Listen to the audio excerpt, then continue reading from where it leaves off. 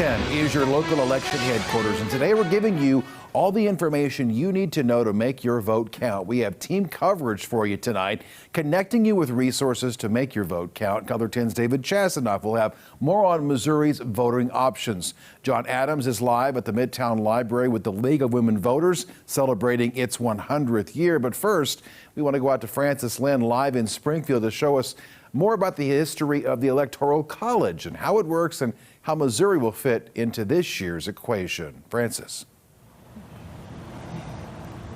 Yeah, good evening, David. So I spoke to 3 political science professors here in town at MSU, Drury, and OTC. They all tell me it's hard to define the word fair when it comes to the Electoral College, but there are arguments for both sides. They anticipate there will be multiple candidates for the presidency. And there, of course, there's no mass media. There was no understanding of campaigning for the office either. They didn't have television or anything like that.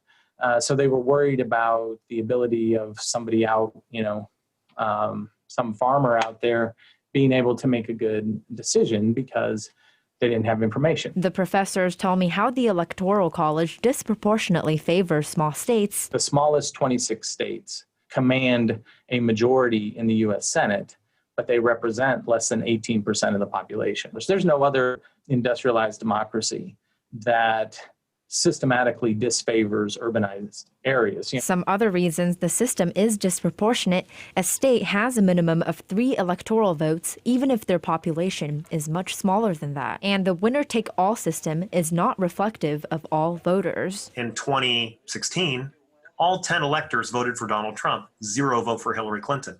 That's not the way Missouri worked out. Missouri was like 60-40 Trump. The small states were worried because they thought that they would just get overrun, especially these large southern states with lots of slaves were worried about whether or not they'd have impact. The southern states weren't going to give their slaves human rights, much less political rights, but they wanted to count each slave toward its representation in the House and therefore in the Electoral College. And they explain how Missouri fits into the Electoral College. Small states, which don't even have 1 million people like Wyoming, get a ton more representation per person in the Electoral College than we do.